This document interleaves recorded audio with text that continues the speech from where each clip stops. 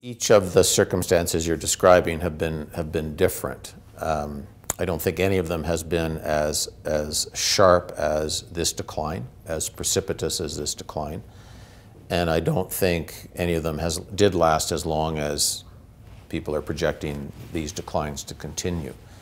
And I think that what Albertans have come to see is that we've become too dependent on energy revenue, resulting in this is a volatile commodity. We've become too dependent in terms of our public institutions, our government, on a volatile revenue stream that makes planning difficult, that makes the decisions that you have to make surrounding government increasingly difficult. And to put it in the vernacular, we can't be watching OPEC meetings on television to decide how many schools we can afford to build or how many nurses we can have in our emergency rooms.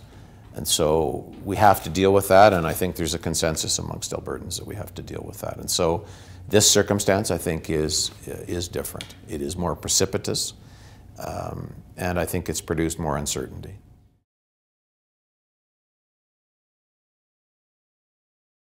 I think it is a concern.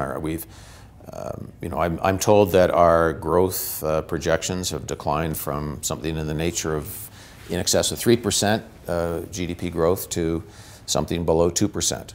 That's happened in less than 3 months.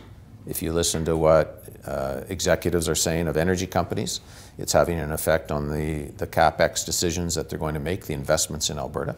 This will all have an effect on our economy. We're tough, we're resilient, we'll get through this, but there are implications, and we need to be mindful of that, and we need to pull together, and we need to keep our finances strong. I think it's fair to say the contingency fund was put in place to deal with circumstances such as these. It's a $5 billion fund, and we are assessing that at this point, but it is certainly available to soften the blow. And the Heritage Fund? The Heritage Fund was not created for that purpose. The Heritage Savings Trust Fund is our family savings account, and it should stay that way.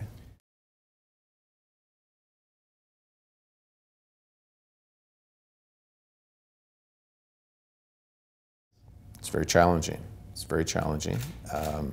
We're wrestling with those decisions. The dollars that we will have available to put into savings over the next 3 years, based on the projections we have for falling oil prices, are going to be pretty minimal.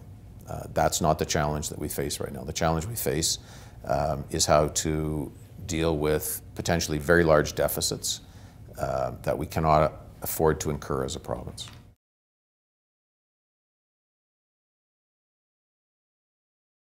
No, they make them all the more important because it underscores the wisdom of accessing global markets and getting higher global prices. And so if anything, it strengthens my resolve. I think it strengthens the resolve of Albertans.